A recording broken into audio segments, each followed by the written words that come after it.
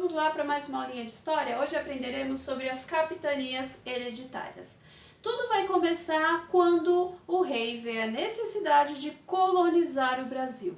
Só que para colonizar o Brasil, para trazer pessoas para ocupar a terra, para trazer recursos para cá, o rei de Portugal teria que desembolsar muito dinheiro. E não era o que ele queria no momento. Então se pensou em uma outra alternativa. Em 1534, foi criado um sistema de colonização, chamado de capitanias hereditárias, certo? Esse sistema de colonização consistia basicamente em quê?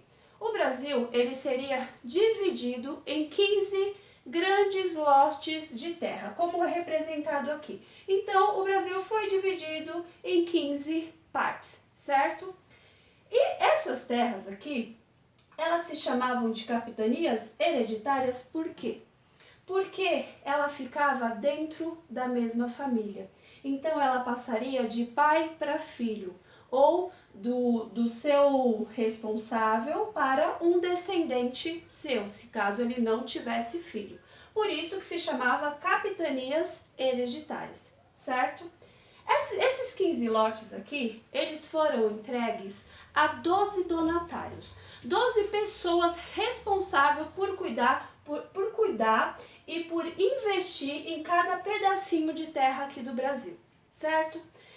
Esses donatários, como eles eram escolhidos? Eles eram escolhidos entre militares, fidalgos e funcionários da administração colonial, ou seja, pessoas de confiança do rei de Portugal. Por que o rei optou por esse sistema? Porque optando por esse sistema, ele doava as terras, certo? Esses donatários, o que eles tinham que fazer? Eles tinham que investir nessas terras, teriam que desenvolver, colocar o seu próprio dinheiro. O rei cedia a terra, mas todo o resto era responsabilidade do donatário, certo? Só que o que acontece? Nem todas as capitanias deram certo. Por que não deram certo? Porque muitos donatários não se importaram em investir nessas terras. Muitos donatários acabavam sofrendo muitos ataques indígenas, de franceses, de piratas ingleses. Então, na verdade, esse sistema de colonização ele foi um verdadeiro fracasso. Imaginem que de 15 capitanias, de 15 lotes daqui, apenas 2 tiveram sucesso, apenas 2 prosperaram. E quais foram esses 2 que prosperaram? Foi a capitania de São Vicente, que ela era administrada por Martim Afonso de Souza, e a capitania de Pernambuco, que era cuidada, administrada pelo Duarte Coelho.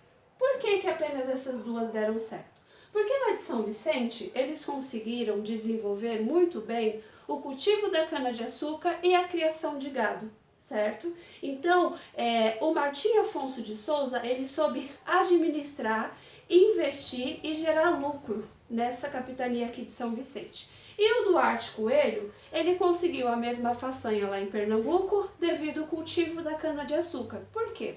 Lá em Pernambuco tem uma terra, um solo, um tipo de solo, que se chama massapê. E esse solo, ele é extremamente fértil e a cana-de-açúcar se desenvolve muito bem nesse tipo de solo. Então, gerou muito lucro essa capitania também.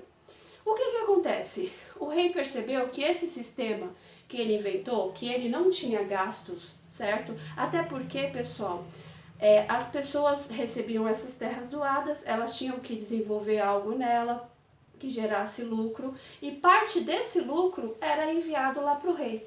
Então ele não gastava, certo? E ainda ganhava em cima do que os donatários investissem lá na capitania. Só que como das 15 apenas 2 deram certo, o rei pensou, essa não é uma alternativa, porque não deu certo o sistema de capitanias hereditárias. Então o que ele pensou? Eu vou ter que investir de alguma forma, a coroa portuguesa vai ter que investir de alguma forma. Então, devido ao fracasso das capitanias hereditárias, o rei optou por um novo tipo de sistema, que foi o governo geral. Só que o governo geral é um tema para nossa próxima aula, tá bom?